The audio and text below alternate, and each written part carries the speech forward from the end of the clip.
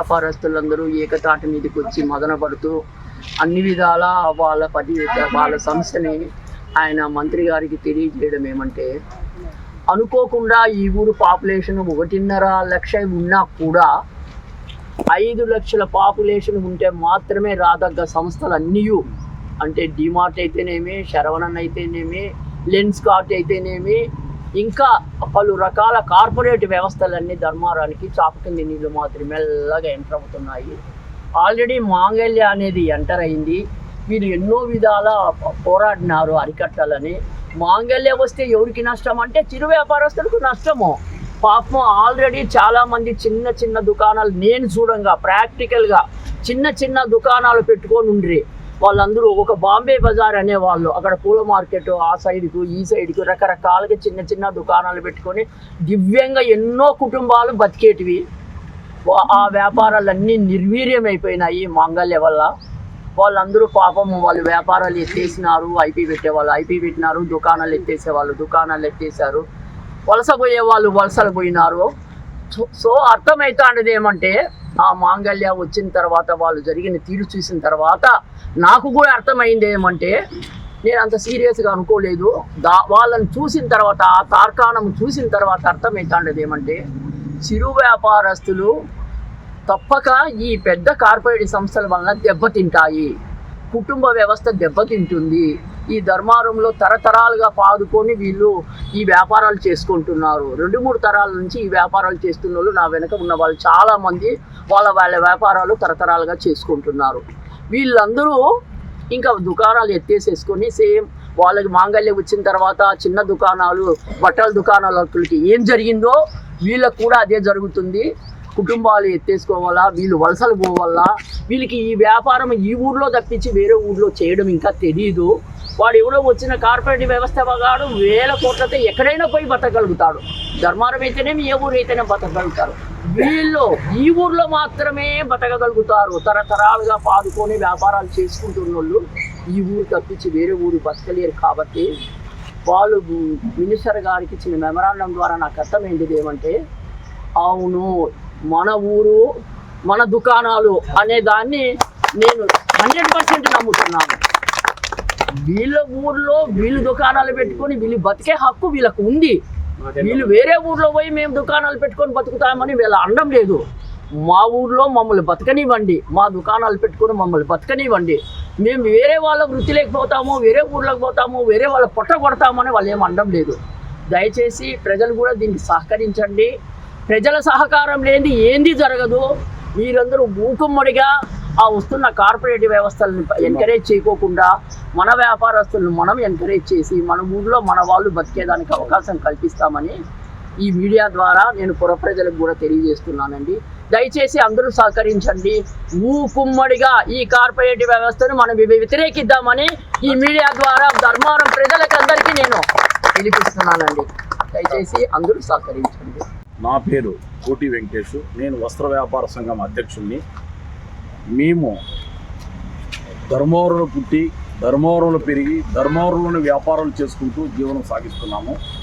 నేనొక్కనే కాదు, ఇతరాంతా అన్ని వ్యవస్థల్లోనూ మా పట్టణ ప్రజలందరూ చిన్న వ్యాపారాలు పెట్టుకొని చిన్న మధ్య తరగతి వ్యాపారాలు చేసుకుంటూ జీవనం చేస్తున్నాము. ఈ మధ్యకాలంలో ధర్మవరంలోకి మాంగళ్య అనేటువంటి షాపు ఎంటర్ కావడం వల్ల వస్త్ర వ్యాపారము నిర్వీర్యమైంది. అదేవిధంగా ఇప్పుడు డిమార్టు, శరవణ స్టోర్సు ఇలాగ ఒక్కొక్క కార్పొరేట్ సంస్థలు ధర్మవరంలోకి ఎంటర్ అయ్యి మిగతా ఉన్నటువంటి మొత్తం వ్యాపారస్తులందరినీ నిర్వీర్యం చేయడానికి పూనుకున్నారు. ఈ వ్యవస్థలన్నీ రాకోకుండా మేము అడ్డుకోవాలనే ఉద్దేశంతో ఈరోజు ధర్మవరం శాసనసభ్యులు గౌరవనీయులు మంత్రివర్యులకు మా ఆల్ ట్రేడర్స్ అసోసియేషన్ తరఫున ఒక మెమరాండం ఇవ్వడం జరిగింది. మా సమస్యలను, మేము పడుతున్న ఇబ్బందులను క్షుణ్ణంగా ఆయనతో మేము మాట్లాడడం జరిగింది. ఇదే విషయాలపైన మిగతా నియోజకవర్గాల్లో కూడా ఆల్ ట్రేడర్స్ అసోసియేషన్ తరఫున మా నాదెండ్ల మనోహర్ గారికి కూడా వాళ్ళ నియోజకవర్గ ప్రజలందరూ మెమరాండం ఇచ్చారు తెనాలిలో. అదేవిధంగా పొద్దుటూరులో అయితేనేమి, కదిర్లో అయితేనేమి ప్రతి చోట ప్రజాప్రతినిధులు మాకు సహకారం చేసేదానికి ప్రతి ఊర్లోనూ ముందుకు వచ్చారు.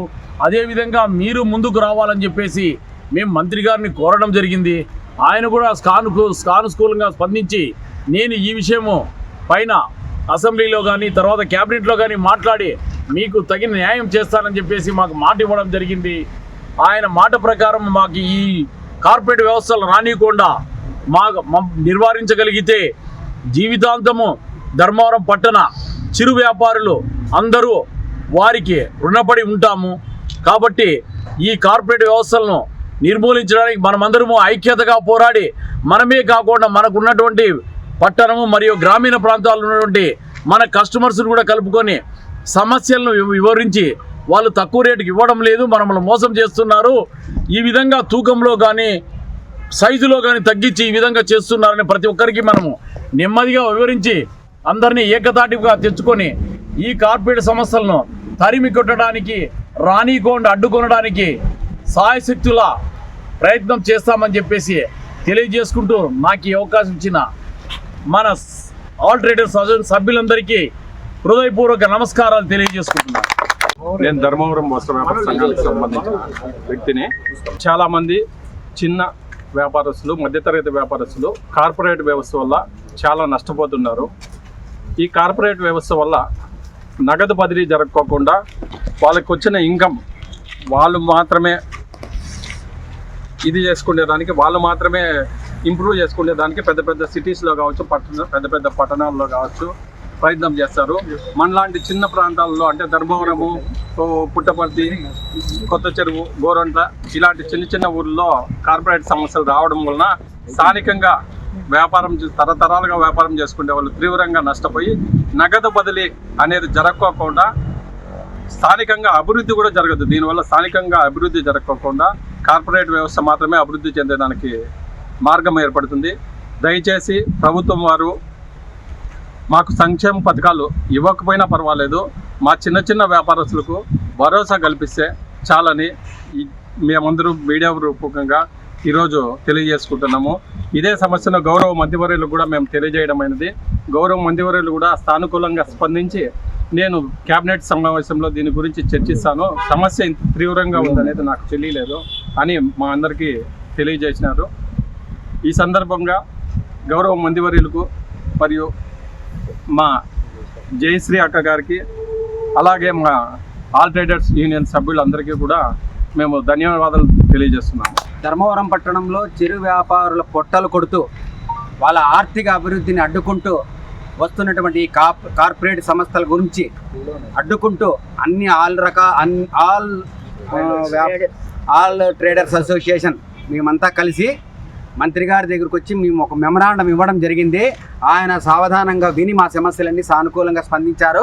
ఖచ్చితంగా మేము ఈ పోరాటం చేస్తున్నాం. దయచేసి అన్ని రాజకీయ పార్టీల్లో ఉన్నటువంటి నాయకులందరూ మా పోరాటానికి మీరు మద్దతు ఇవ్వాలా. ఇది రాజకీయ పార్టీలకు అతీతంగా జరిగేటువంటి పోరాటం ఇది. దయచేసి మన ఊరు మన దుకాణం అనే నినాదాన్ని మీరు ఖచ్చితంగా బలపరచాల్సిందిగా కోరుకుంటూ పట్టణ వ్యాపారస్తుల ఐక్యత.